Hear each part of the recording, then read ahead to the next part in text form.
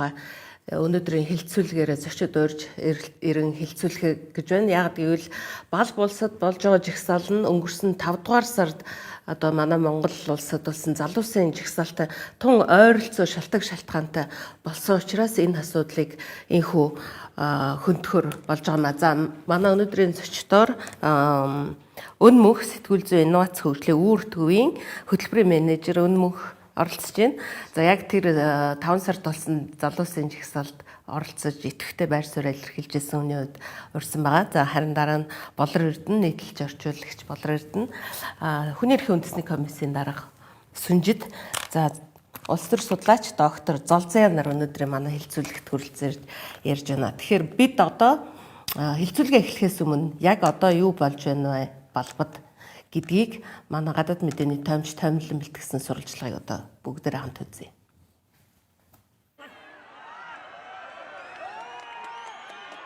Өнгөрсөн 7 хоногт Балб улсын засгийн газар худал мэдээлэл, цахим залилангийн эсрэг гэсэн нэрийн дор YouTube, Facebook зэрэг нийт 26 платформыг албатан хаасан.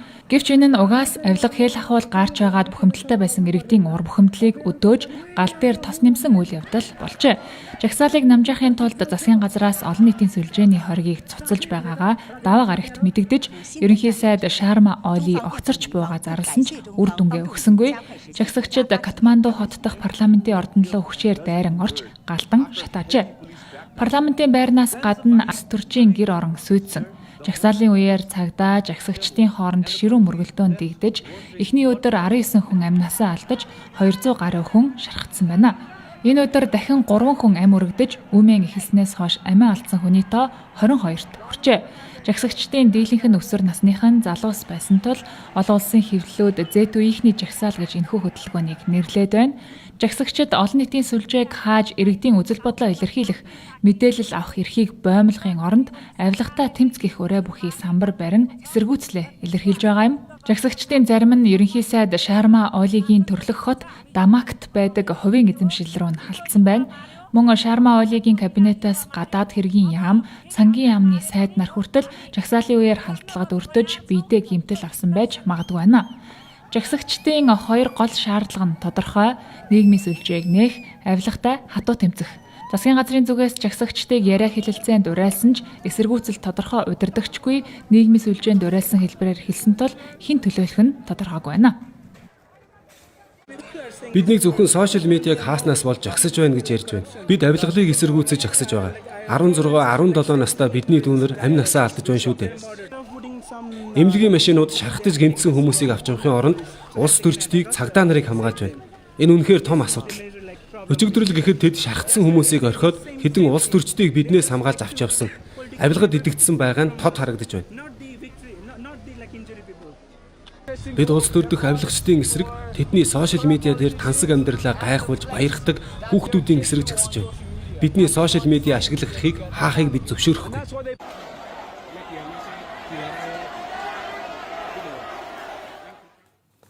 За Балб буюу одоо Непал олон улсын нэршлэр бид нар ингээ ардчлалын үзүүлэлтийг бас харлаа л да. Алдаа бүхий бид нар Монгол улс бол алдаа бүхий ардчлалтай улс, харин Непал бол бүр хибрид буюу одоо хослсон засаглалтай улс гэж үздэг юм байна л да. Би яг энэ одоо үзүүлэлтийг ярьсан бэ гэвэл энэ залуучууд саяны ярилцлага өгсөн залуучууд бол аль хэзээний ардчлалын мэдрэмжтэй болчихсон. Одоо дөнгөж сая 2008 онд хаант засаглал халсан ч гэсэн ардчлалын төлөө хатуу тэнцэхээр одоо шийдчихсэн маа байна. Гэхдээ энэ үүмэн бол бидний өнөөдөр хүсэх зүйл биш. Манай залуучууд бол маш гоё тайван үзэл бодлоо илэрхийлж үр дүнд хүрсэн. За энэ тухай эхлээд Өнмөнхөөс өөрийнх нь байр суурийг сонсъё. Энэ үйл явдалтай холбоотойгоор өөрсдийнхөө 22 хоног жагссан үйл явдалтай холбож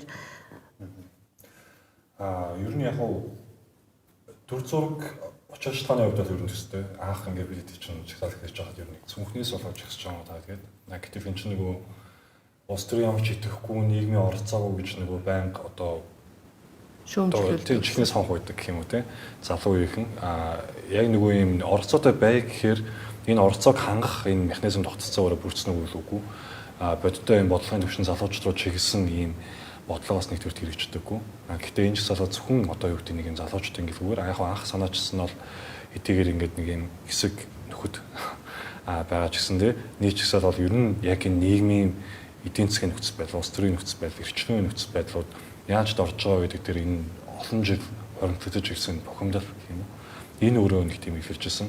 Тэгээд яг энэ жагсаалтаас холбогдуулаад жагсаал хамгийн анх хэсэг өдрөөс ахвалаад бас энэ Непал болж байгаа жагсаал нэхэн сонирхолтой санагдаад төр зураг үед тэгээ нэг үг хэлэх үз бодлоо илэрхийлэхийн дэлхийн форум гэдэг энэ форумын гишүүнээр би бас өөрөө байдаг. Тэгээ ерөнхийдөө ингээд бид нар хаана ямар жагсаал болж байна, хаана ямар үйл ажиллагаа болж байна гэдэг ингээд харахад ямар ч нэг сүүлийн 12 сар дэлхийд даяар нийтдээ нэг 170 гаруй ийм жагсаал дэлхийн 70 гаруй одоо улсад болсон ба. Тэгээд 140 гаруй жагсаал системийн түвшинд юм нөлөөлөх гэсэн үг юм томоохон жагсаалууд. Тэгээ одоогоор бол нэг идэвхтэй 33 жагсаал ингээд яг идэвхтэй бас ингээд өрнөө явж байгаа. Тэгээ Индонезид бас яг ижлэгэн бас юм жагсаал бас одоо нийтийн хурцдах төлөвлөгөөгөө орж байгаа шиг харахаар бидний хувьд бол нөгөө энэ бухимдлыг илэрхийлэхдээ яг энэ Непал ч юм уу балбад болж байгаа үйл явдлыг шууд бас буруутгаж чадахгүй. Нөгөө жагсаачд өөрөө ийм одоо violent буюу хүчирхийлэл элементүүдийг агуулсан байлаа гэдэг нь шууд бас жагсаалын одоо тэр агуулгыг бас буруу гэх үндэс болохгүй байна. Анхнаасаа яг бидний зорж исэн одоо зорилго маань тохирсон гэх юм уу те жагсаалыг зохион байгуулж байгаа хүмүүсийн хоорондоо тохирсон юм нь их 50 замаар гэжсэн учраас ер нь тэр зарчмаа барих гэж үнэлээ хичээсэн. Гэхдээ ер нь бол энэ жагсаал гэдэг чинь заавал нэг юм их 50 ч юм уу те нэг юм дипломат байдлаар илэрх албагүй. Энэ чинь өөрөө бас нөгөө civil disobedience буюу одоо иргэний дуулуургүй байдал те.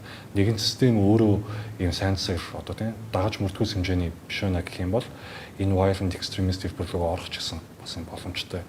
Тэгэхээр бас бидний хувьд бол ямар ч нөхцөл байдал бол харьцангуй яг энэ балбын түвшинд арай дордоогүй байсан. Одоо энэ улс төрийн чимэгчийн нөхцөл байдлуудыг харах юм бол арай дээр бас байгаа учраас 50 замаар жагсаал үргэлжлэх нь боломж хангацсан байсан болоо гэж бодож байна. Гэхдээ 22 хоног жагссан тийм. 22 хоног жагссан. Сүүлийн өдрүүдэд юу бодогдож байсан? Сүүлийн өдрүүд гэхээс илүү эхний өдрүүдэд аягүй юм бодогдсон.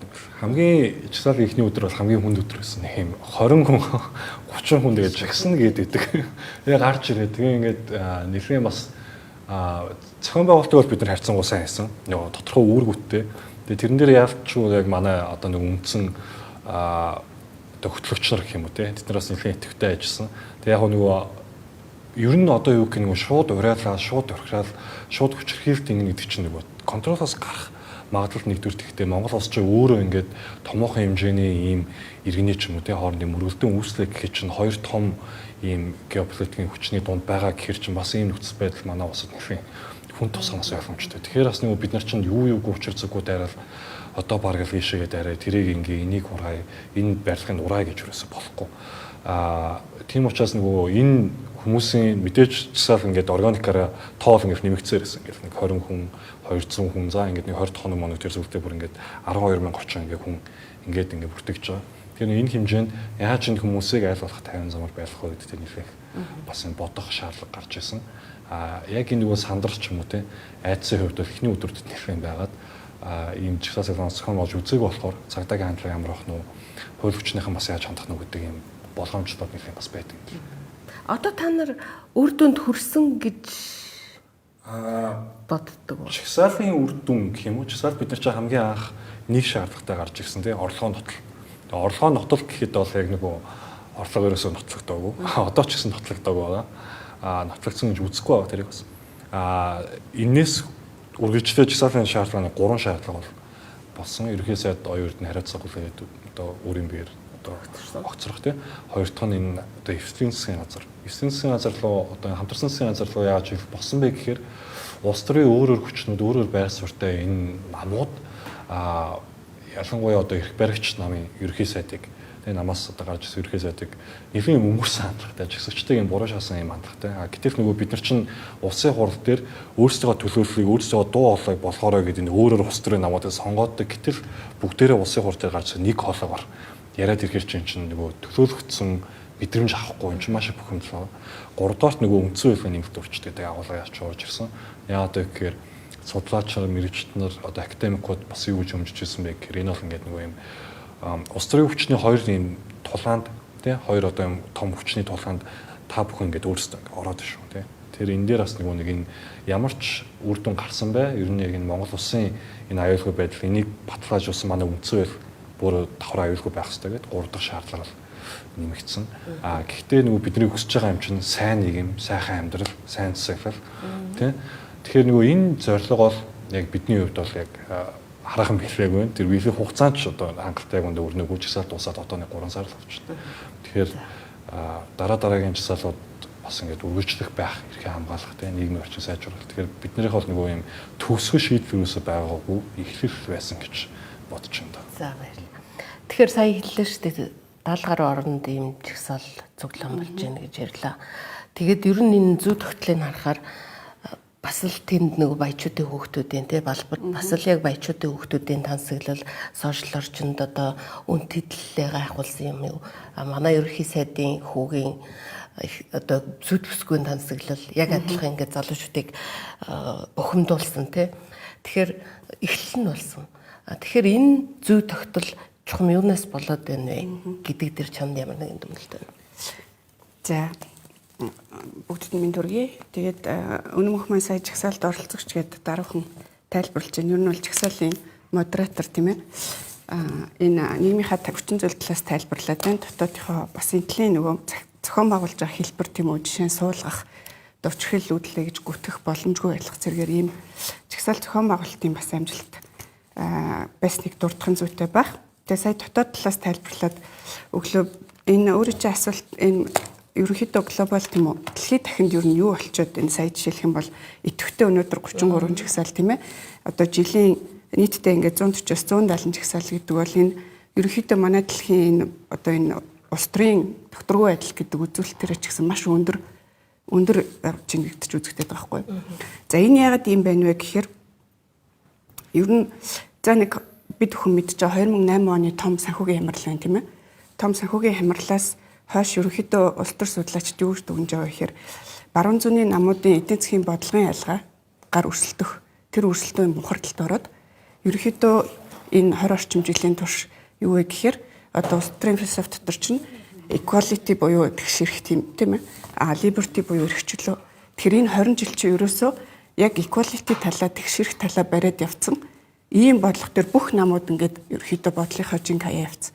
Тэгэхээр яг өнөөдөр энэ Балбад, Бангладеш, Индонези тийм ээ одоо энэ дэлхийд даяар эрхээ нэгж байгаа залуучууд бол энэ 20 жилийн улс төрийн одоо энэ зарим талаар яг хит туушаад ирэхээр woke гэглээ тий. Энэ улс төрийн философи, энэ соёл дор хүн болсон нэг бүхэл бүтэн генерашн дэлхийд төрчлөө шүү. Энэ бол улс төр соёл талдаа. Гэтэл капитал буюу эдийн засгийн талдаа юу болсон? Энэ би ганцхан жишээ дурдъя. Одоо ковид пандемик чинь нэг 2022 оны дунд үеэс ерөөхдөө намжиж ирээд те. Тэгэхээр одоо юм сонин статистик дэлхийд гараад ирсэн юм шүү. Энийг ойролцоогоор 3 жил эргээд дэлхийн эдийн засаг сэргэх одоо процесс сэргэх явц үргэлжилж байна. Тэгэхээр энэ дотор чинь жишээлх юм бол шинээр бүтсэн баялаг 42 тэрлион доллар тий. Энэ 42 тэрлион долларын хүн ингээд бүр гайхмар тийм үү 63% нь тий. Нийт энэ их баялагын 63% нь дэлхийн нийт баялаг эзэмшигчдийн ганцхан хувийн ашиг болж очиж байна.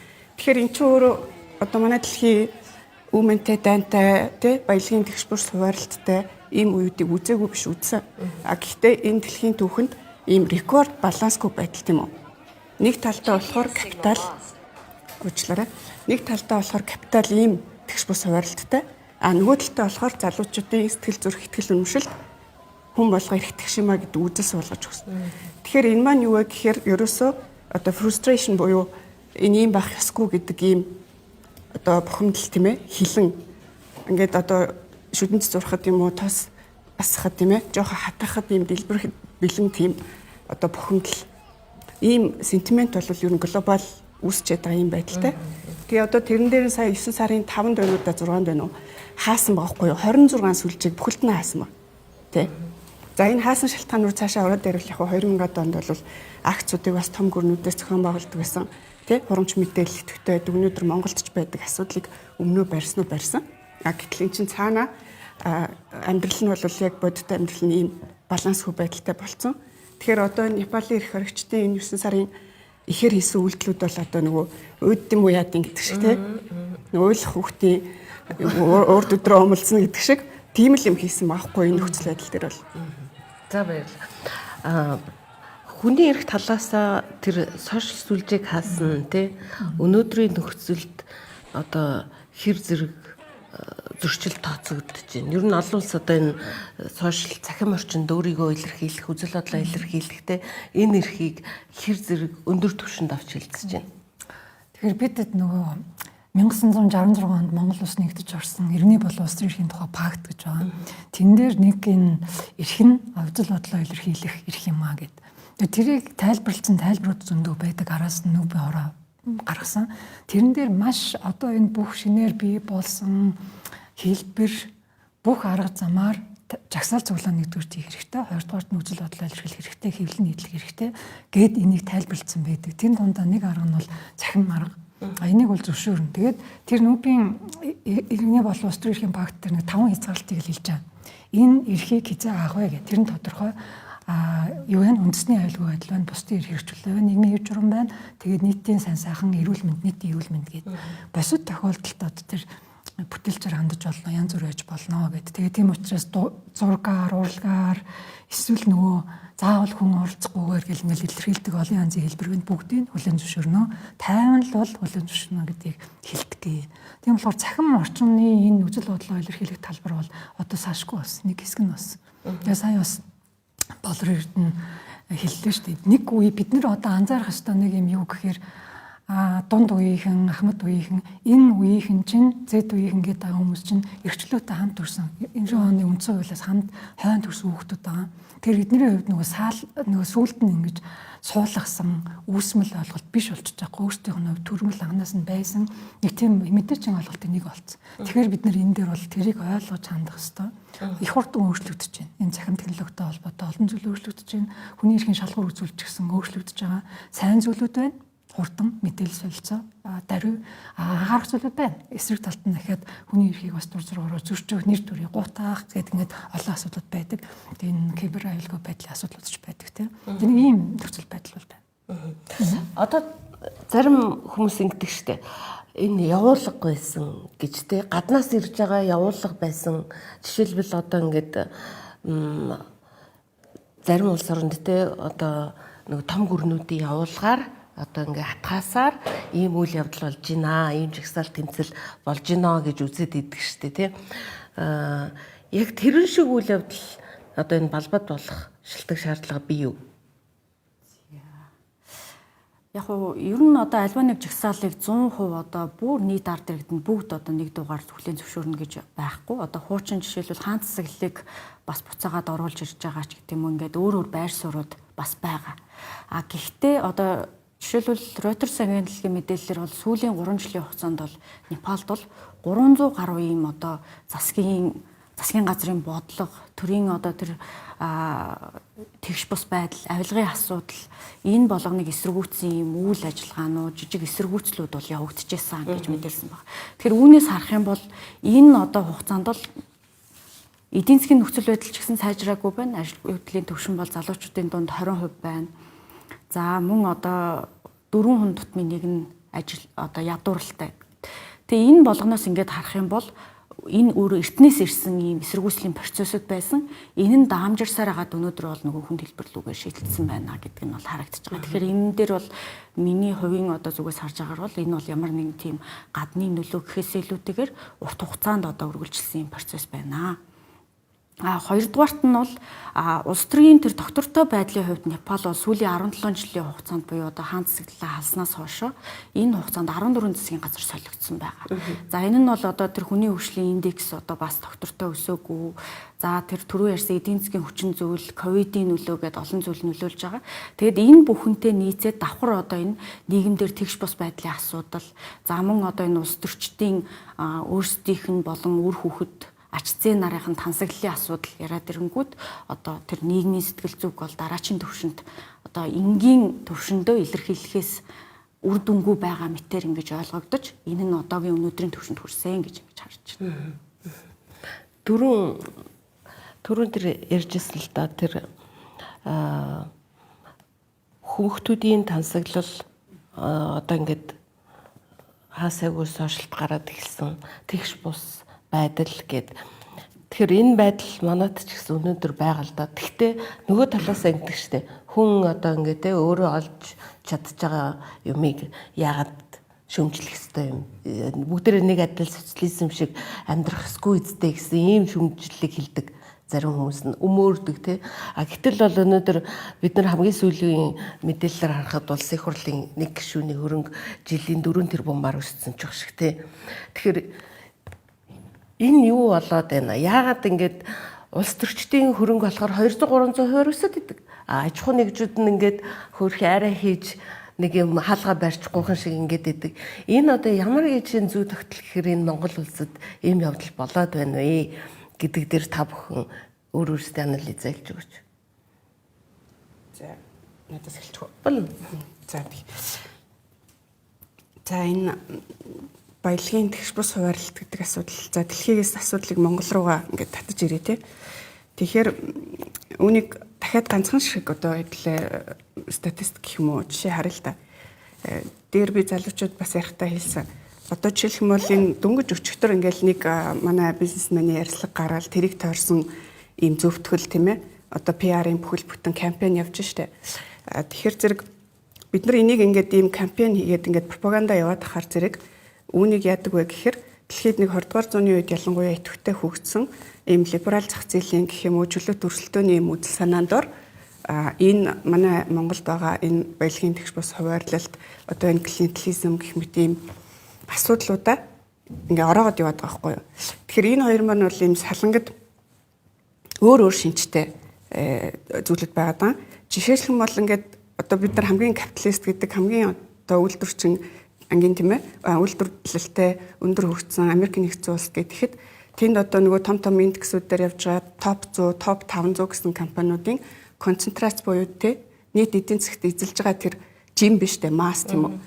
Тэр масс манай Монголын нөгөө топ 100 гэдэг ийм алтан баримл энтер өгөөд идэг тэр концентрац хоёрыг харахад манай энэ Монголд ч энэ маркет гэдэг орон зайг ерөөсөө үлдээгээгүй хэлбэрт орсон байхгүй бид нар. Тэгэхээр энийг чинь бол одоо фри маркетийн үзэл санаанд ор тайлбарлах боломжгүй түүгээр хамгаалах нь зохисгүй гэсэн үг. Гэтэл өчигдөр бол ингээд ер нь банк тийм одоо үдэл сурталын гэх юм уу ажлууд бол хийгдчихэд тэгээд энэ догматик юм хамгаалтанд орсон хүмүүс маань болохоор өөрсдөө тэр бүхий л одоо тэр сүүлд намлын шагаглал авдаг штиглэц зөөнүү те бүхий л онлынхны судалж үздэг маркет руу зах зээл рүү одоо баялаг ингээд тодорхой хэмжээнд одоо үйлдвэрлэгдээд хуваарлагдаад нийгэм ийм тэ эрхтгш амьдрах энэ боломжид халддаг бүхий л практикийг хэрэгжүүлж байгаа талууд болчиход байгаа хгүй манай энэ баялаг бүтээгчд гэж хэрлээд байгаа юм те. За үүн дээр бусд маань ингээд одоо дотоодынхаа амьдрал гэх юм уу талаас явах мэдээлэх бах би нэг Colin Crouch-ийн хэлсэн нэг энэ point гэх юм уу нэг онлайн энэ одоо өнцгийг би энэ танад сууж байгаа дээр би ойлгуулмаар байна. Монголд яадаг вэ гэхээр баялагын тэгш бус байдал юм уу юм капиталын шудраг бус хуваарлтыг өмөөрөхдөө хамгаалахдаа арчлал гэдэг энэ эрхчлөө гэдэг энэ ойлголт юм байна бариад ороод ирдэг. Тэ? Гэт нэг эн чинь арай ингэж төсвөөс ийм компани тийм ээ ийм ажил авч болохгүй юм шүү гэхээр өө чи арчил мэддэг юм уу эрхчлөө мэддэг юм уу гэдэг.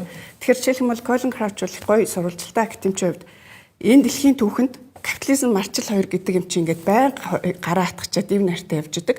Ийм хоёр одоо үзэгдэл биш ээ. Энэ хоёр бол одоо нийцтэй үедээ нийцтэй бүх массын хэрэглээ нэмэгдээд орлого нэмэгдээд явж идэг. Салангад ив найргүй үедээ бол ив найргүй байдаг. Одоо нэг жишээ хэлэхэд анх 20 дугаар зууны их үед одоо Америкийн капитализмын яг оргил үедэр жишээлх юм бол бид нар мэдэн штэ үйлдвэрчний эвлэл үүсээд одоо тэр эргээд эзэдтэй шаардлага тавиа явж исэн гэдэг бол ив найргүй тэр нөхцөл байдлыг шийдвэрлэх нийгмийн механизм ажиллаж исэн. За түрүүн би эхний таны асуултад хэлээд байгаа энэ ингээд амбаланс үүсчлээ тийм үү? Балансгүй байдал үүсчлээ гэдэг бол дэлхий дээр одоо энэ хоёр маань ив найргүй дээр ирсэн байна. Монголд ив найрамдалгүй байна. Үүнийг бол яадаг вэ гэхээр уламжлалт медиа буюу одоо нэг юм тодорхой хэмжээний тэр цөм одоо масс капиталыг тойрсон хэдэн уламжлалт ийм сувгуудаар зөвтгөл энийг одоо альтернатив үнний те амьдралаас салсан үнний зөвтгөл storytelling тарих угаалт бол Монгол тогтмол явж байна. Энд чинь энэ суурьндаа байгаа энд явж байгаа шиг энэ амьдралынхаа үзэгдлээс салаад ах тусам ийм хоёр зэрэгцээ тэ хоорондоо үл огтлцох ийм хоёр альтернатив ертөнц явж байгаад тэр чинь хоорондоо ингээ ойлголцоод уус нэгдээд тийм үү зарчим дээрээ ингээд коммуникац хийгээд явж явах хэрэгтэй шүү нийгэм чинь. Ингээд ирэхээр эн чинь иймэрхүү байдлаар огтлцох болчих жоохгүй. Тийм. Тэгэхээр тэрлүүгээ явах гэх юм бол одоо энэ уламжлалт медиа дээр өөрөө өөрсдөө зориулсан. Өөрөө тэрийгээ сонсоод орон сэтгэл ханаад нойр нь хүрдэг. Хоол нь хоолоор нь хоол давдаг. Энэ байдал чинь өөрөө тэр цөм дээр очиж задрахгүй юм бол манайх чинь ингээл ер нь бусад нийгэмд докторгүй байдал явдаг. Тэр зам руу л араас нь явж байгаа амар ойлгомжтой. Ер нь яг нөгөө бид нар ч ихтэй бол нөгөө баячуудын хүүхдийн эсрэг ч юм уу ч ихсаагүй. Энэ яаж ч татврын мөнгөөр төсвийн мөнгөөр одоо ингээд нөгөө цалингаа аваад ингээд явж байгаа өөрийн гэсэн яг тийм нөгөө томоохон бизнесгүй яг гоо контент үйлдвэрлэх спорттой тодорхой нэг компани хувьцаазмждаг нэг юм Австрийн албан тушаалтны хүүхэд ийм хэмжээний хэрэглээтэй яаж байгааг юм тий. Гэтэл яг үеийнх нь одоо ч залуус бид нар хэдэн жил ажиллаад одоо юу гэх юм тэр хэмжээний цүнх тэр хэмжээний худалдаа авалтыг яаж хийж чадахгүй байхгүй. Гэтэл сургууль төгсөөгүй өөрийн гэсэн хэрэгсэн ажилтгүй гэж байгаа яаж одоо ингэж байгаа юм бэ энэ урдгийн нотлоо. Яагаад гэхээр та энийг нотлох хэрэгтэй албан тушаалт юм уу гэж бол ингээд бид нар харсан. Хатаархсанд бол биш. Хэрвээ үнэхээр хүн ажил тэгээ хөдөлмөрлөөд эсвэл контент бүтээгээд тэгж амьдрах боломжтой байдаг юм бол бид нар ч тэгж амьдрах байна. Тэгээ энэ тэгш боломж хаана байгаа юм бэ? Энэ тэгшэл гээд нөгөө нэг юм одоо юу гэх юм бачуудын мөнгийг аваад бид нарт өг гэж бол ерөөсөө хинждэг тий. Эсвэргээрээ зүгээр ингээд бид нар ч хөдөлмөрлөөд энэ хэмжээнд амьдрах тэр нийгмийг нь тий тэр ил тод байдлыг энэ тэр засаглал нь хаана байгаа юм бэ гэдэг зүйлсийг нэгсэн. Тэгэхээр ер нь яг ингээд нөгөө харахаар балбар болж байгаа үйл явдал ш тэр энэ оноос одоо энэ болоод сүүлийн үеэр залуучуудын тоос нэлээд нэмэгдэж байгаа. Сербид бас оюутны жагсаалт болсон. Нэлээд бас хэвлэл мэдээлэлээр ингээд гарсан тий. Ингээ харангуут ингээд дэлхийн өнцөг болон бүрт ингээд залуучуудын мэдэрч байгаа мэдрэмж баг ижлэх юм шиг байдаг байхгүй. Өнгөрсөн жил нөгөө Видем гэдэг институт Шведийн тий арчтын бас нөгөө энэ тэгсэг гаргаж байгаа. Норвег танилцуулж хахад тэрэн дээр ер нь дэлхий дээр одоо нийтдээ 60 гаруй улс бол нөгөө автократ засаг руугаа ингээд шивчих юм үзэгдэл байна гэдэг чинь. Гэтэл яг түрүүний миний статистик сүүлийн 12 сард 140-170 гаруй систем рүү чиглэсэн.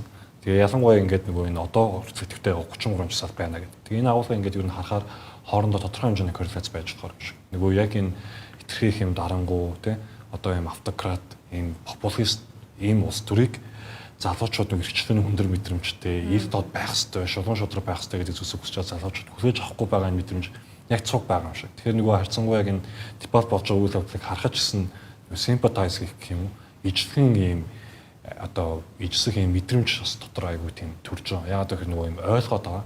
Хүчрэл үйлчилсэн ч гэсэн тэрийг буруутгах чадахгүй байгаа. Тэгээ угаасаа хэрэг хэмжээнд одоо гэх юм хуулиа даах хэвээр, дүрмээ даах хэвээр, тий хууль зөрчиж болохгүй төрөө одоо төр шүтэх хэвээр, төр одоо энэ төрөө хөндлөх хэвээр гэдэг энэ ялангуяа ингээ Монгол бид нар ч ингээ хэмээ өгнөр болохоор тэгээ төр хэмээс өвд өвшөөх цайсууныхаа дэжиг өргөдөг. Гэтэл яг энэ мэдрэмж бидний төр төрч чадахгүй байгаа. Хизээ болтол ингээ төвчж амьдрах юм бэ. Энэ яг энэ тэгш боломжоор хизээ хангах юм бэ. Би хөдөлмөрлөөд яаж тэр улс төрчиг өгч болох юм бэ? Би яаж тэр улс төрчиг болох юм бэ? Тэгээ нэг тэмүүд сонголт нь ингээл нэг юм улс төрийн нам, гэрэнтэлизм ингээл бизнесүүдэд тодорхой хэмжээний ашиг сонирхлын ингээд нэг юм одоо гинжинд хэлхэгдэх нэг ийм л юм сонголт ингээд ерөөсөө юм үлдээч байгаа байхгүй. Гэтэл яг нэг юм хөдөлмөрлөөд сайхан амьдрах. Тэгээ нэг их юм хүсэг байгаа байхгүй. Ийм наацах хэрэгцээ. Тэр нь одоо юу гэх юм орон байраар хангах. Одоо ингээд яг ингээд хөдөлмөр хийж байгаа залуучууд төр очиод орон байраар хангах хэрэг нь яаж хангаж байгаа юм гэвэл одоогийн залуучууд нэг хүссэндээ ээж автах амьдраад байгаа бас ерөөсөө биш. Байр авъя. Дундад цайлан хийдвэлээ ингээд нэг заа сая 400 сая 800 за нэг гайгүй өндөр авч байгаас 2 сая гараад авч байгаа. Гэтэл ингээд за байраар ингээд байр авъя амьдрыг гэж ингээд нэг 140 сая 150 сая 200 сая. Тэгээ ингээд өөрийнхөө үндсэн хэрэгцээг хангаад хэр удаан хадгалж ийж би орон байраар миний хангадаг хэрэг ингээд бүрдэх юм бэ. Тэ? Хүнтэй суухгүй гэрлэхгүй байгаа гэж байгаа. Гэтэл өөрөө энэ нийгмийн бас ингээд зүг тогтолно. Яг хөө ингээд сэтгэлгээний ингээд нэг тийм өөрчлөлт ингээд байж тань сошиал медиагийн нөлөө бас байж тань тэ. Хүмүүсээ харьцаа их просан. Гэхдээ бас ингээд энэ гэрүүлт гэдэг зүйлийг аваад үзчихсэн тийм доктортой гэр бүл тэрийг ингээ хангахын санхүүгийн баталгааг бүрдүүлж чадах энэ нөхцөл бүртэйг хөх шин. Тэгээ энийг гол нь илэрхийлээд эн чинь зөвхөн одоо санхүү талаас гэхээс илүү за энэ байдал нөхцөл байдал юм байна энэ дээр анхаарат өгөөч гэдэг нэг юм шүүмжлэх байдлаар дуулаагаа илэрхийлэхээр тэр нь эрхчлэн гэсэн ингээ тийм одоо байвлагдсан болж байгаа хэвний талаасаа. Одоо чинь нөгөө мим хийснийхаа төлөө тэр чинь мим шүү дээ. Тийм одоо улс төрчдөр төрийн 3 өндөрлөгийн нэгний одоо зургийг ашиглаад мим хийснийхаа төлөө эргүүл 13 14 тэрүүгээр ингээ ялтан болж байгаа тохиолдол байгаад байгаа шүүхээр шийдэгдээ тийм торгуулаад одоо бүр ингээд гэрээс нь очиж бариучдаг ч юм. Тэгэхээр чинь энд байгаа нөхцөл байдал амьдрахад нэлээд тийм цааш ингээд үргэлжлээд байгаа маш хэцүү учраас ингээ яг нэг өмнөх үеийнхний тэр нэг улс төрийн бодлого яг энэ шинэ үед төрж байгаа залуучдын амьдрахын хүсэлтэй эргүүлцэл хоёр бол ингээ хоорондоо асар их зөрүүтэй юм шиг надад бол санагдаж байгаа. Тэгээ энэ зөрүүг гол нөгөө бид нар нэг устгаж бол угаасаа шийдвэрлэх бол үнэхээр зохимжгүй тийм. Тэгэхээр яаж энийг ойлголцох вэ? Яаж энэ хооронд нөгөө консенсус бүтээх вэ гэдэг айгүй надад тулгымцсан асуудал юм шиг санагдаад болсон. Тэгээ тийм ч учраас нөгөө нэг шууд аль нэг руу төрхөрсөн ч юм уу ингэхгүй бүгдээрээ сууя, 50 байя. Ямар ч тач бүгдээрээ нэг юм зүүлэн байдлаар энэ хүчээ тийм нөлөөлөн ингээд нэг юм дуу хоолойгоо хүргье. Тэгэхгүй бол угаасаа бид нар энэ том тогтцооны эсрэг хүчээр үзээд яг үндэ барахгүй байхгүй. Тийм яг ингээд төвтлбаа дээр сүлжээ унгаж байршуулаад магадгүй сошиал медиаг хаа гээл тийм угаасаа бүр тэгж ярьдаг усын хурдан гişүүдэн ч гэсэн тахин сууж байгаа шүү дээ. Тэгэхээр бас ийм нөхцөл байдлаас тийм нөхөн симпатайз юм. Баярлалаа. Тэр нөгөө улс төр ингээд одоо бизнес болчиход байна шүү дээ Монголд. Одоо юу гэдэг улс төрчдийн бизнес хамгийн их цэцгэлж байна. Улс төрчд хамгийн их хөнгөтэй байна тий. Улс төрчд хамаг том одоо эрх мэдлийг авж байна.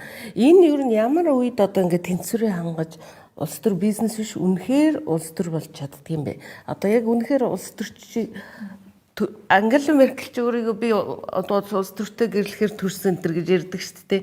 Яг тийм ард түмэнд үйлчилдэг төр гэдэг чинь өөрөө одоо ямар үед бий болох юм? Ард иргэд нь одоо өн олчих гой залуучууд гарахаар бий болох юм уу? Эсвэл өөрөө энэ хувьсэл те ямар нэгэн цаг хугацааны дараа бий болдог тогтол юм уу? За эхлээд энэ дээр бол мэдээж одоо тал талын олон одоо ийм хүчин зүйлс нөлөөлж байгаа. За наад зах нь гэхэд одоо сонгуулийн зардалтай холбоотой тий. 2023 онд бид нар одоо хийжсэн судалгаагаар бол улсын хуралд нэр дэвшээд одоо ингээд сонгуулийн кампанид ажиллаж явуулахад бол одоо нэр дэвшигчээс 1 тэрбум төгрөг дунджаар гарч янаа гэж.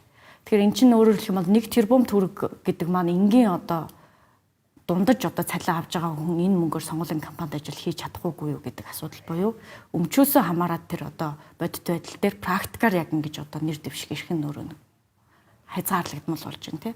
А хоёрдугаарт одоо тэр иргэдийн оролцоо, иргэдийн хяналтаа тавих боломжийг хангаж өгсөн байна уу? А нэр төдий одоо сайт дээрээ юу гэдэг хуулийн одоо энэ төсөл дээр санал авч байна ч гэдэг юм уу ийм байгаад байдаг. Яг ингээ харахаар ингээд байдаг юм шиг санагддаг боловч бодит байдал дээр одоо юу гэдгийг жишээлбэл тэр иргэдээс тавьж байгаа санал шаардлагуудыг яг үнэндээ одоо холбогдох төрийн байгууллагууд нь хянах боломжгүй ч юм уу чаддгүй тийм одоо нөхцөл байдалтай тогтолцоотой болсон тохиолдолд энэ одоо нөлөөлж байна. Өөрөөр хэлэх юм бол одоо нөгөө нам өөрөө томилгоо хийдэг. Нам одоо байгууллагуудын даргаыг томилно гэдэг маань буцаагаад нөгөө нэг хяналт хийх боломжоор өөрөө хязгаарлагдмал болж байна тийм иргэдийн зүгээс. За энэ маань өөрөө Непал ч гэсэн нөлөөлж байгаа нь харагдаж байгаа. Жишээлбэл бол энэ сошиал медиа 26 платформыг хаасны дараагаар ер нь одоо хил мэдээллийн байгууллагууд ч тэр иргэний нийгмийн байгууллагууд ч тэр үндсэн хуулийн 17 дугаар зүйл 19 дугаар зүйл буюу одоо хэвлэн нийтлэгтэй иргэд үзэл бодлоо чөлөөтэй илэрхийлэх энэ эрх өөрөө зөрчигдөж байна. Үндсэн хуулийн эсрэг үйлдэл байна гэдгийг бол удаа дараа ингээд мэдээлсэн ч гэсэндээ энэ дээр ямар нэгэн хариу арга хэмжээ аваагүй ингээд яваадсэн. Тэгэхээр энэ одоо тэгэл одоо л дөнгөж одоо ерөнхий шалгах хороо гэж байгуулад тэр нөгөө нэг тэр улс төрчдийн хүүхдүүдийн асуудлыг одоо л нөгөө хүмүүс ингэж бужигнасны дараагаар шалгая гэж ярьж байгаа.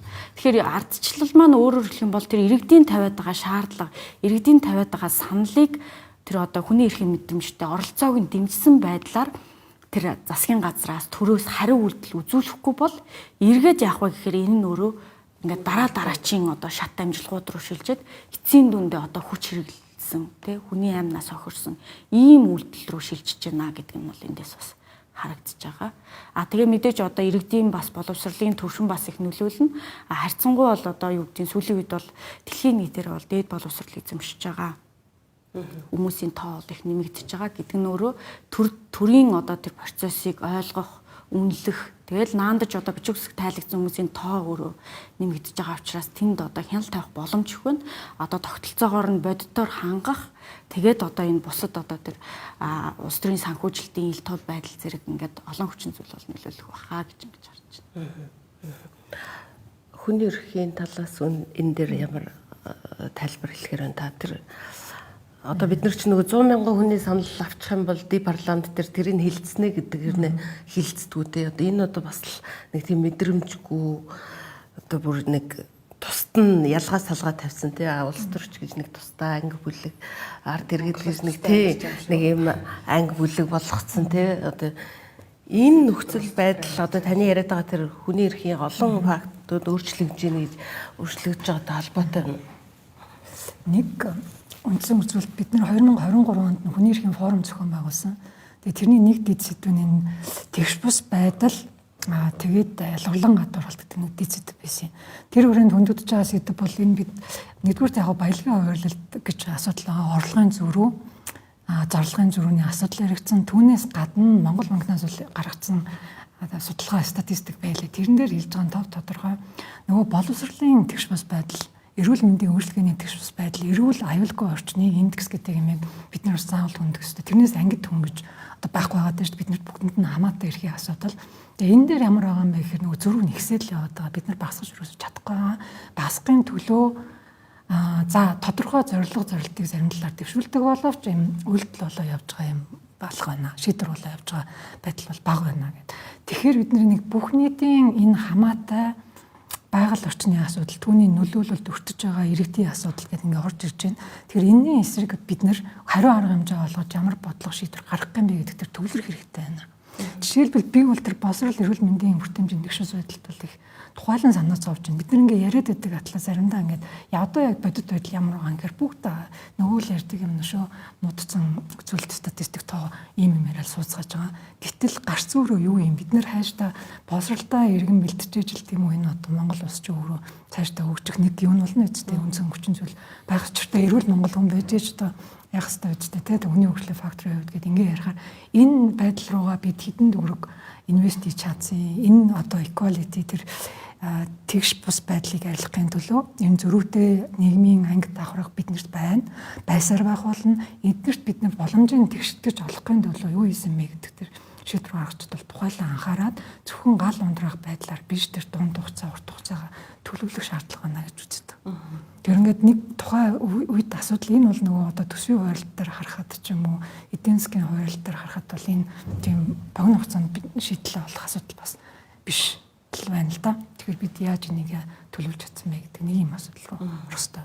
Тэгэхээр нөгөө одоо ингээд дараагийн шатанд орж ин л та бид нар бас ингээд тэ төр зэсэг нь бид нар одоо ярьж хэлж байгаа саяны энэ эрүүл мэнд боловсролын тэгш бус байдал энэ олон тэгш бус байдлын талаар хэрвээ сонсохгүй байгаа л нөхцөл байдал хизээ мэдгүй ингээд дэлбэрэхэд бэлэн угаас дэлхийч тийм байдалтай орцсон байна гэж ойлгож болохоор байна. Таны саяны асуусан энэ хизээ төрийн ажлаа хийх ч юм уу те улс төр мөнгнөөс ангид эсвэл бизнес капитал улс төр хоёр хизээ салах вэ гэдэг асуудал дээр гүцээгээд нэмэлт тайлбар өгье гэж бодож байна. За нэгдүгээрт манай ер нь Монгол байна штэ нэг тийм дэлхийгээс ангид юм уу хүний бусад улсаа яваад ирсэн асуудлаас ангид цоо шин асуудал үүсгээд байгаа ийм цор ганц юник нийгэм биш штэ. Тэгэхээр одоо жишээ нь 1960-аад онд ингээд тусгаар тогтносон орнууд 90-ад оны хүйтэн дайны дараа тий одоо арчлагдсан ч юм уу републик байсан орнуудын тулсын асуудлууд дээр ер нь улс төрийн амлынхан ч юм уу одоо зузаан судлаач түрүүнд дурдж байна тий нэг зөв тогтол эхлээд байгаа нь бол ер нь эдийн засгийн реформын араас улс төрийн шинжил реформ бол хоцорч явдаг. Өөрчлөгдөн хөгжиж байгаа нийгэмд changes society гэдэг байна тийм. Тэгэхээр одоо эн чинь бүр Хантингтоны классик дээр эрт бичээд тавьсан. Улс төрийн институцийн хөгжил хоцрогдож байхад нийгэмд хүчирхийллийн эрсдэл нэмэгдэнэ. Тийм ээ. Яагаад тэгэхээр тэр чинь эдийн засаг капитал гэдэг юм чинь хурдан, мөнгө хурдан. Ингээд тодорхой хэмжээний нийгэм өөрөө модерн хэлбэрт орчдөг. Дагаад ингээд одоо үдсэн санааны төвшин ч юм уу залуучуудын ихтгэл өнөмшлөө өөрчлөгдчихдөг. Тэнгууд улс төрийн институцийн дотроо ингээд хоцрогдсон хിവэрээ тэг ялдарсан ийм хуучныхаа хэлбэрт байгаад хар зэрэг цөмрөө шахах аксес их дүрм тодорхойгүй болдог. Тэгэхээр энийг marginalized гэж байгаа. Одоо энэ ширээн дээр хідэн хүн амьдрааддаг. Ийшээ шахагдсан залуучууд чинь төрөө шахмаар байдаг. Тэр дүрм тодорхойгүй аксес хийхгүй байдлыг л ер нь улс төрийн институцийн дооцрогдсон тий хөгжөөгүй байдал гэж байгаа шүү. Тэгэхээр таны асууж байгаа энэ одоо манай засаглал гэж хэлэлтэй тий төр биш. Төрөл тодорхой хэмжээнд бид нар абстракт утгаар тэрийг хамгаалж иж оршин тогтнож байгаа үндэстэн мөн юм уу? Засаглал тэгэхээр хамгийн нэгдүгээрт өөрсдөө улс төрийн институт ялангуяа эрх барих нам, ардын нам дотроо энэ сүүлийн энэ 2 3 сонгуулийн ялалтынхаа энэ хаанаас юун дээр ялав гэдэг энэ жишээ дүүн шинжилгээг одоо энэ өөрөө улс төрийн онлынхаа хүрээнд хийж дотроос нь шинжлэхдэх бол зайлшгүй шаардлагатай. За хоёрдугаар таны асууж байгаа энд судлаач хэлж штэ сонгуулийн нэг нэр дэвшигчийн зардал 1 тэрбум орчим байна тий. Одоо зарим нь энэс ихийг зарж байгаа тий. Тэгэхээр энэ мөнгө эн чинь эргээд буцаад хаанаас авч байгаа? Энд чинь амар тийм амар яригтай асуудал биш. Монгол улсын төсөв штэ. Төсөв. Тэгэхээр бид нар төсвийг клиентлист хэлбэрт буюу мөнгөө зараад ороод ирсэн улс төрчийн эрх ашигын бизнесийг санхүүжүүлдэг энэ хэлбэрээс л гарах реформыг хийчихэл болох асуудал шүү. За хизээ хийгдэх юм. Энэ хизээ вэ гэхээр энэ маань бидний нөгөө popular sentiment буюу олон нийт бид төрөөс юу хүсэж байна вэ гэдэг энэ бидний сэтгэлгээтэй гарцаагүй холбогдож байна. Тэ? Би амьдрия одоо энэ бүхэн залуучуудын хэлээд байгаа шиг би зүгээр л бизнесээ хийх, орлого олох, зүгээр амьдрах, ажиллах тэ надад тэр орчин хэрэгтэй байна гэдэг энэ залуучуудын үеэс өөрчлөгдөх баг. Одоо яаж Нямбатар ажил хийгээд байна гэж баярлаа суугаад байгаа. Тэр хүч яагаад ганцаараа ажиллаад яваад байгаа юм те? Энэ хот төрчгээрээ ажиллаж амьдарч байж тэр орон зайг бүтээх л үүрэгтэй зүгээр л нийтийн үйлчлэгээний ажилтан шүү дээ. Ер нь бол тэрийг л зохион байгуулж байгаа менежер те. Тэгэхээр энэ гурван юм чинь ингээд уялдаатай нийгэм чи өөрөө бүхэл бүтэн том цогц организм учраас те. Тэгэхээр дотроо эрх барих намын түвшинд бол улс төрийн өөрсдөө объектив дүн шинжилгээ хэмээр байна одоо ийм юм руу үсэг бол те. Төсвийг бид нар төсөв улсын төсөв энд сүнж докторын ярьж байгаа нийгмийн дэд бүтц боловсрол эрүүл мэнд хүүхдүүдэд боловсруулъя те. Бусад улс орнд байхгүй юм ад жаргалтай нийгэмд орно штэ бид нар чинь хүүхдүүд нь сургуультай багтахгүй байна те. Монгол хүнийг эрүүл тийм ээ урт наслахад нийгмийн дэд бүтцж ажиллажий батлан хамгаалъя шүүх шудраг бай. Ерөөсө төсвийг ийшээ зөвхөн ийшээ гэдэг энэ одоо энэ консенсус гэж хэлж байна. Энэ дээр бид нар бүх нийгмээрээ санал нэгдэх юм бол энэ арчсан бас механизмтай оронд чинь эндээс бол бодлогон дагаад өөрчлөгдөхөөс аргагүй бол. Улс төрийн намын үзэл баримтлалаас болж одоо энэ нөхцөл байдал хүнд байна уу? Одоо бид нар ингээ ойлголцохгүй те нөгөө бизнесээ орчноо сайжруулъя, залуучууд нь ингээд өндөр цалинтай амьдрий гэдэг дэр улс төрийн намын үзэл баримтлалаас болж гин үү? Эсвэл энэ хөгжлийн үе шат гэж харж гин үү? Тэрэн дээр яг өнгөрсөн жил нөгөө Трампын сонгуулийн үеэс би энд ирээд нөгөө панелд оролцоод бичсэн нөгөө тэгж хахад ер нь нөгөө дэлхийн улс төрийн ингээд дүр зургийг харахаар ийм 50 жилээр нэг ингээд 100 болгоныг харах юм бол эхний 50 жил ер нь ингээд нэг юм төр дандаа юм дарангуй эхэлдэг. Ийм нэг хүчтэй өдөртөгчтэй ч юм. Ардаас нь ингээд харах юм бол ингээд нэг иргэд маш хүчтэй ингээд болж ирдэг. Гэтэл яг энэ зүй тогтлол ингээд яг энэ 21-р зуунд айгуу сонио ингээд нэг юм өмнөх зүг тогтлоод авахгүйгээр одоо ингээд нэг 21-р зуун гэж 24-ний 1-д орж тэ 25 дахь жил дээрээ гинт нөгөө энэ авторитар хүчтэй ингээд засаг ингээд эргэж гарч ирж исэн гэтэл эн чинь цосох нэг тийм удаашрах иргэний эсэргүүцтэй тулах энэ дүр зураг гэсэн гэдэг нь харагдаад байна. Тэгээ энэ дээр яг зөвхөн миний харж байгаа энэ нөгөө энэ үе хоорондын ялгаа гэх юм уу? Энэ тавцал одоо би нэгэ ойлгохгүй байгаа байдал бол миний хувьд нэг Монгол улсын түвшинд хитрхи их санагдаад байна. Уул нь 3 сая хүнтэй. 3.5 сая ингээд хүн амтай. Гэтэл ингээд ийм магадгүй бид нар 300 сая ч юм уу. Тэгээс ингээд нийтэр хүн гарсан бас үндэснээс илүү ингээд нөгөө ийм ив нэгдэл би нэгэ ойлгох гэдэг мэдрэмж юусоо алдагдсан юм шиг. Одоо нөгөө хоёр хүн хоорондоо ярьлаа гэд ойлголцохгүй. Тэгээ энийг бол яг нөгөө улс төрийн үзэл баримтлал гэхээс илүүтэйгээр одоо энэ улс төрийн намуудын угаасаа өөрсдийнх нь үндсэн зорилго нь бол ингээд засгийн эрхийг гартаа авах тийм өөрсдийн цэцэглэг хэрэгжүүлэх. Тэгээ энийг авахын тулд хэрэгжүүлж байгаа тактикууд нь аюул алдаатай юм санагдаад байгаа юм. Нөгөө дандаа юм PR шинжтэй ийм хуурамч мэдээлэл ашигласан ч юм уу тийм тарих угаасан хэвлэл мэдээллийг ингээд татан орцуулсан. Одоо ингээд нөгөө хэвлэл мэдээллийг татан орцуулаад нөгөө бизнес улс төр гэдэг графизм нь сүүлдээ ингээд хэвлэл мэдээлэл бизнес улс төр гэдэг ингээд өргөжөөд явж байгаа жишээ тийм. Тэгээ магадгүй араас нь боловсролт орж ирдэг ч юм уу. Тэгэхээр ингээд нөгөө ийм нөхцөл байдлууд нь энэ ажиллаж байгаа механизм өөрөө нэг юм алдаатай юм санагдаад байна. Тэгэнгүүт яг энэ нөхцөл байдлыг одоо юу яаж засах уу ч юм уу тийм яг хүүд бид нар яг нэг аягүй сайн ойлголцох юм хэрэгтэй юм шиг. Видими одоо ингээд судалгаагаар Монгол улс сонгуулийн автократ гэж ингээд нэг үнэлэгдэх болсон үндсэн нэг юм хоёр том шалтгаан байна. Хамгийн ихнийх нь болохоор сонгуультай. Сонгуультай ирийн сонгуулаар ерөөсөө бодит нөхцөл байдал өөрчлөгддөг. Тэ. Тэгэхээр нөгөө яг энэ сонгуулийн төлөв бас энэ орж байгаа төлөвлөлт хангадаагүй. Ерөөсөө сонголт орсон нэг идэвхтэй насныхан байдаг. Тэр хүмүүс байнга идэвхтэй оролцооддаг. Тэнгүүд энэ сонголт болооддаг хэрнээ нийгмийн бодит өөрчлөлт ингээд ерөөсөө бодлогын өөрчлөлт юм уу бий болдог. Хоёр дахь нь төрийн одоо их үүсвэртэй хуурамч мэдээлэл. Төр нь өөрөө хуурамч мэдээллийг пропагандаг маш их хэмжээгээр явуулдаг. Тэгээ энэ бол ингээд Монгол улсыг сонгуулийн автократ гэж үзэх одоо энэ ангил руу орох болсон видимийн тим үнэлгээр Монгол улсыг оруулах болсон шалтгаан болоод байгаа. Тэгэхээр бас нөгөө энэ байдлаас ингээд нөгөө зогсох хэрэгтэй тийм. Хуурамч мэдээллийн их үүсвэр хаана байдаг гэдээ иргэдээс дандаа ингээд хараад олон нийтийн сүлжээнд хүний эрхийг хамгаалах тухай хууль гэдэг нэртэй гоё нэртэй хуулиар магадгүй ингээд нөгөө иргэдийн захим хэрэглээ хянах гэдэг агуулгыг ярьдаг. Гэтэл ингээд яг энэ хуурамч мэдээллийг түгээж байгаа, пропагандаг түгээж байгаа хамгийн том их үүсвэрүүд манай улс төрийн намууд өөрсдөө болоод ирдэг.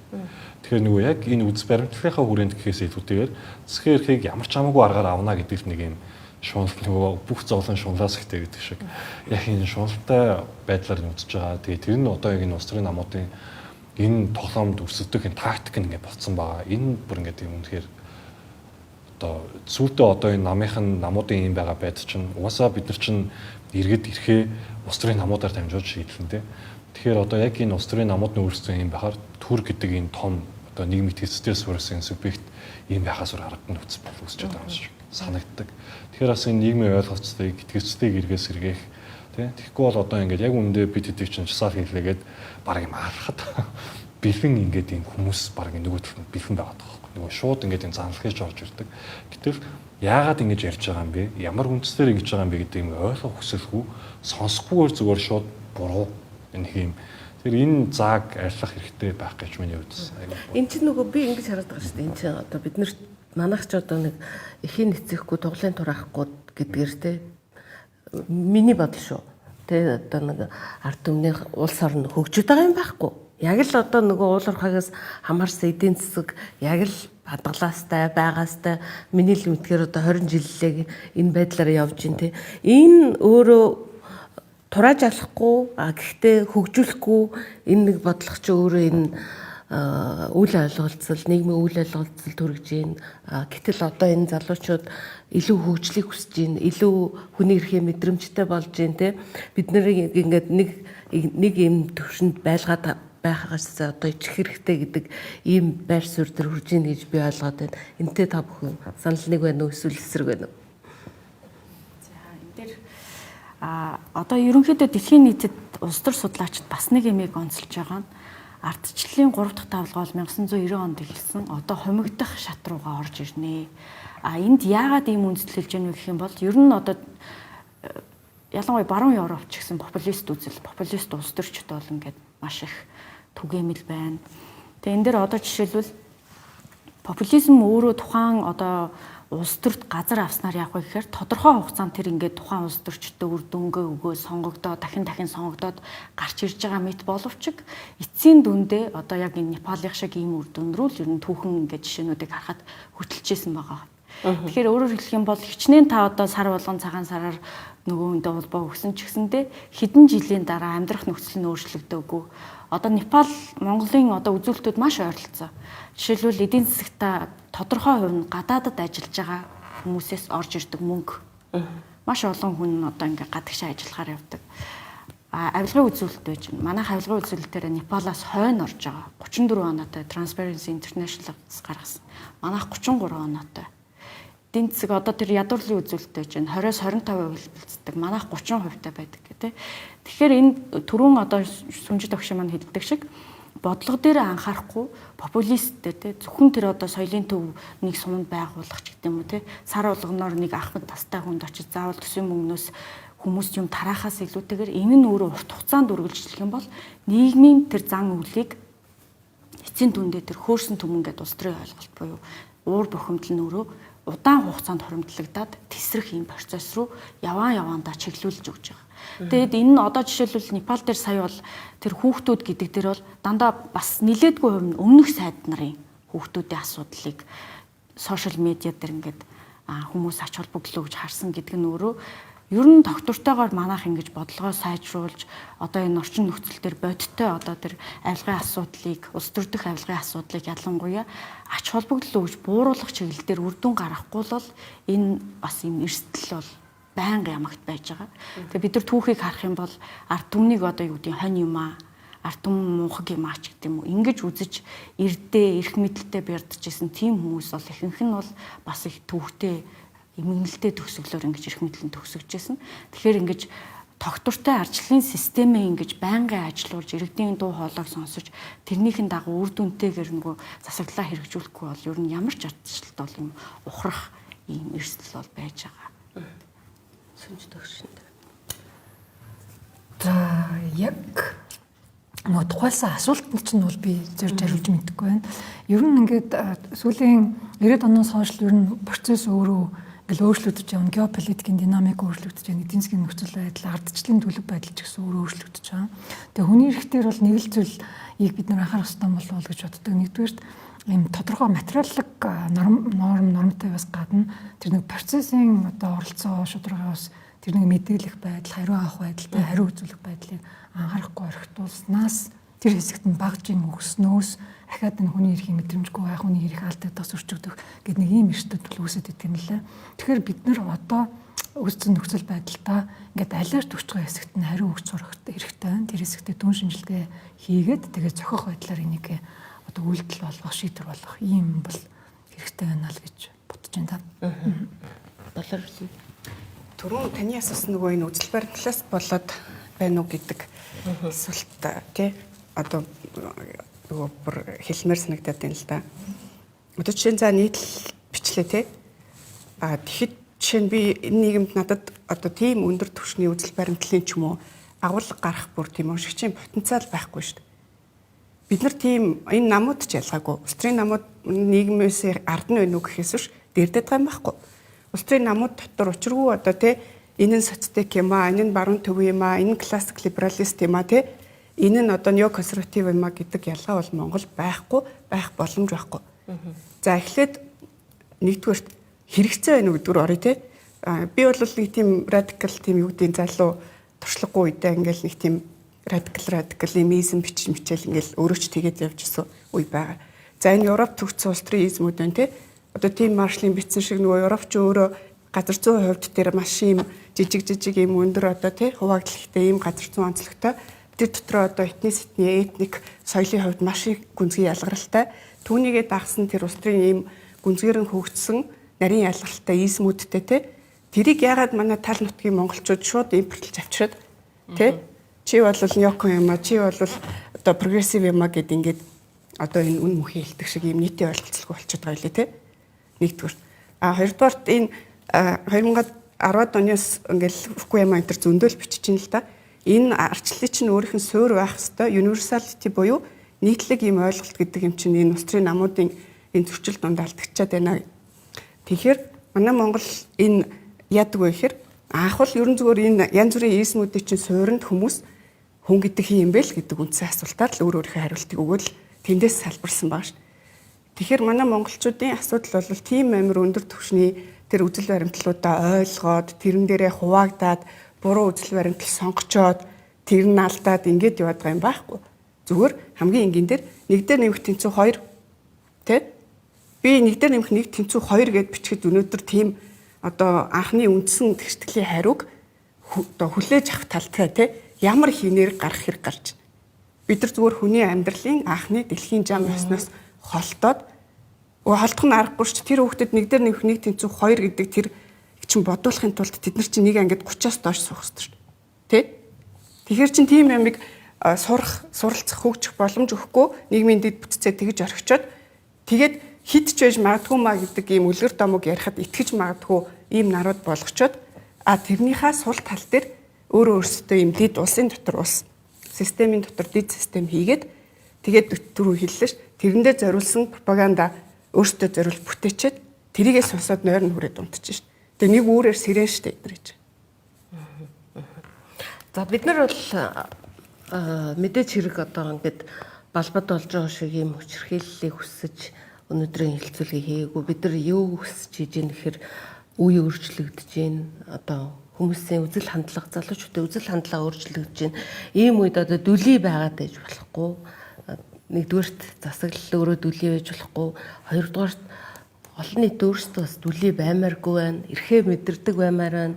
Юу хэрэгтэй гэдэг нэгдэр нэмэх нь хоёр надад эрчим хүч хэрэгтэй, надад дулаан хэрэгтэй, надад эрүүл мэнд хэрэгтэй байна гэдгээ мэдэрдэг баймаар байна. Энийг шаардж мэддэг баймаар байна. Тийм учраас ингээ бүх нийтээрээ ийм гоё улс төрийн мэдрэмжтэй, хүний эрхийн мэдрэмжтэй байж ич сая бид нар одоо ийм хүчрхийлэлд хүрэхгүйгээр ойлголцлын төвшөнд хүрч чадвал одоо энийг би ардчлал гэж ойлгоод байгаа. Тэгэхээр ийм болохын төлөө бид нар энэ өнөөдрийн хэлцүүлгийг хийж байгаа гэдгийг бас дахин сануулмаар байна. Тэгээд манай хэлцүүлэг дуусахад 4 минуттай байна. Би сүүлийн одоо үгийг би өн мөхөөс сонсомоор байна. Ялангуяа залуучууд одоо цаашд ер нь юу болох вэ? Хэрвээ өөрчлөлт ер нь ажиглагдаж гин үү та нарт? Та нар бол одоо бүр илүүтэй нөгөө үр дүнгээ хүлээж байгаа хүмүүсийн үед би асууад байна. Өөрчлөлтийг тэгэл яг бид нар яг 3 сарын дотор шууд өөрчлөлтийг бид нар нэхэр чинь хэцүү. Тэгэхээр нэг мэдээж дахиад ингээ харна. Нөхцөл байдал үнэхээр дээрдэггүй. Угаасаа ингээ бид нар цаад ингэж байгаа бол тэгээд нөгөө юм засаглалт солигдох ийм үйл явц нөгөө бид нар хийсэн хийгээгүй угаасаа өрнөх байх гэж бодож байна. Угаасаа бидний нэг зорилго нь өөрсдөө нэг улс төрийн дүр очиж тодорхойлт ч юм уу тийм. Эсвэл одоо юу гэх нэг юм жишээ зохион байгуулдаг мэрэгчнүүд болох гэсэн юм бол өсөө байхгүй. Эсвэргээрээ нөгөө энэ бусад хүмүүст бас нэг тийм дохио өмөрсөн. Тийм сэрээрээ тийм ямар ч сан ингэдэг нөгөө за улс төрчнөр ч юм уу тийм энэ төрийн өндөр албан тушаалтнууд унтчихж болно тийм 50 унтчихж болно. Тэгэхээр бид нар бол ингэдэг юм багсгүй. Угаасаа тэгж амьдралтын боломжч нэг мөхгүй байна. Тэр бүгдээр нэг тийм сэрэх хэрэгтэй гэдэг юмыг нийгмийн хомсарт суулгах гэнаас бидний эргээд бас нийгэмдээ өгөх хамгийн том үр нөлөө байсан гэх юм уу? Зөвхөн нэг хүнийг огцруулах, нэг хүнтэй хариуцах тооцох гэсэн. Тэгэхээр нөгөө энэ өөрчлөлт хэрэгтэй, шаардлага хэрэгтэй гэдэг энэ нөхцөл өөрчлөлтөө гартаа аваад өөрсдийнхөө эрхийг шаардж чадах тийм хэмжээний бас ингээд ийм зоригтой, зүрхтэй, дээрэс нь бас мэдрэмжтэй иргэд бас илүү олон болоосаа. Тэгээ энэ иргэдийнхаа бас шаардлагыг хүлээж авдаг төсвөөч төр, засаглалаач төр хүний эрхэд суурилсан байдлаар, хэрэгцээнд суурилсан байдлаар бодтой толгойцоо асуудлуудаа шийдэж чаддаг ийм байдлаар юм хойролдог, бодлогоо хэрэгжүүлдэг тийм улс төрийн бас энэ төлөвшөл манай улсад бий болоосаа. Тэгээ энэ хэрвээ тэгээ бий болохгүй бол тэгээ бий болж чадах хүртэл нь бид нар гэж хэлэхэд бас сайн уу. Гэхдээ би ч өөрөө энэ нийтээрээ бүх залуучдыг төлөөлөхгүй. Гэхдээ ер нь яг надтай хүмүүст баримталтай, бодолтой байгаа хүмүүс нэлээд олон байгаа байх гэж бодож байна. Доллар эрдэнэ танд төгсгөл юм. За дөнгөж өчтөр нэг дурдсан дүнэлтэд тавтаад хэлжээ. Сая Зулзай доктор бас хэлж байна. Энэ нэг 2000-аад он дээр дэлхийн хамгийн олон ардчилсан оронтой болсон. Тэрнээс хойш бол ерөнхийдөө ингээ уруудах процесс үргэлжилж байна. Тэгээд тэр дотор нэг юм том ер нь бид нар хянахад хэцүү хүчин зүйлс бол үргэлжилж байгаа. Тэгэхээр ийм багмаа бид нар одоо демокраси ардчил гэдэг энэ улс төрийн яг догма тий энэ дотроо биш бид нар анхны хүний нэг Монгол хүний нэг эрүүл ухаан гэж хэлдэг шүү дээ тий. Хүүхдүүдээ нэг 30 хүүхдтэй сургая. Бүгдээрээ нэгийгээ сонсъё Монгол хүний те нэг иймэрхүү зүгээр нэг эрүүл ухаан зам ёс дээрээ эргээд бүгдээрээ уулзах хэрэгтэй байна л гэж хэлээ те. Зулзая доктор. Тий, одоо яг Непалд болж байгаа үйл явцаас бид нар хамгийн гол нь бол энэ одоо ийм эрсдлээс сургамж авах, түүнээс сэрэмжлэх цаашдаа одоо төрийн бодлогын төвшөнд хэрвээ одоо бодлого боловсруулах сонсдог бол энэ үйл явц дээр суйрлаад анхаарч цаашдын үйл ажиллагаагаа сайжруулах те. Иргэдийн зүгээс ч гэсэндээ ямарваа нэг бослого тэмцэл гэдэг маань эргээд явах вэ гэхээр хүний амь эрсдэх тэгээд бослого болсон ч гэсэндээ маргааш нь шууд нөхцөл байдал ерөөсөө сайжрахгүйгээр хямрал магадгүй үргэлжилсээр л байдаг. Тэгэхээр энэ болгон дээр бид нар иргэдийн улс төрийн боловсрол чухал. За харамсалтай нь одоо бас сүүлийн өнгөрсөн одоо энэ ихтэй сургуулиуд дээр А147 өөрчлөлтөөр бас ихэнх сургуулиуд бол улс төр судлалын хичээлүүдийг бол ерөнхий суурь заавал судлахаас бол бас хасагдсан байсан. Улс төр судлалын хичээл гэдэг маань өөрөө нэг тийм улс төрч бүтээх гэдэг юм биш. Улс төрийн боловсролтой хяналт тавих ардчлалыг одоо ингэж хяналт тавих боломжтой ийм иргэнийг одоо бүтээх суурь юм хичээлүүдийн нэг. Тэгэхээр энэ болгон дээр бас бусад одоо байгууллага, их сургуулиуд одоо боловсролын яам зэрэг байгууллагууд маань бас анхаарч ажилласаа гэсэн мэдрэмжтэй санал байна. Сүнжи доктор. Сайн нөгөө Эрдэнэтэд очиод нэг залуучуудад хичээл заасан. Тэгээ үнэт зүйл гэж юу вэ? Бидний ижилсэл юу вэ? Бархал юу вэ гэхээр нэг зүйлийг бас нэрлэж хэлээ. Үндсэн хууль ардчлал, эрхчлөөний мэдрэмж гээд. Тэгэхээр энэ дээрээ бид нар төвлөрөөд гэхдээ нийгэмд нөгөө олон янзын үзэл бодол байдаг, олон янзын бүлгүүд байсаар ч авах болно. Тэгэхээр зэрэгцэн бие биенээ хүндэтгэх, хүлээн зөвшөөрөх, харилцан ийм ойлголцох итгэлцэл суур биднэрт хэрэгтэй. Үе үед л хэрэгтэй. Гэхдээ Монголд одоо өнөөдөр илүү хэрэгтэй гэдгийг сая манаас хамтаа оролцогчдоос дурдаад байна.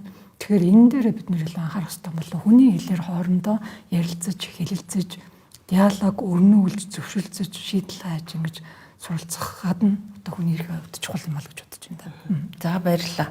За өнөөдөр бид балбад болж байгаа үйл явдлын талаар болон одоо түүнээс авах сургамжийн талаар тэнгэр панел хэлэлцүүлгээ хийлээ.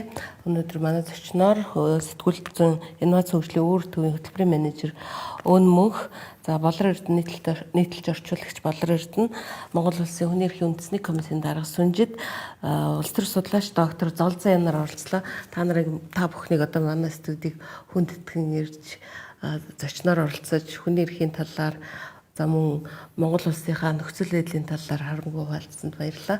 Анхаарал хандуулсанд баярлалаа үзэгчдээ.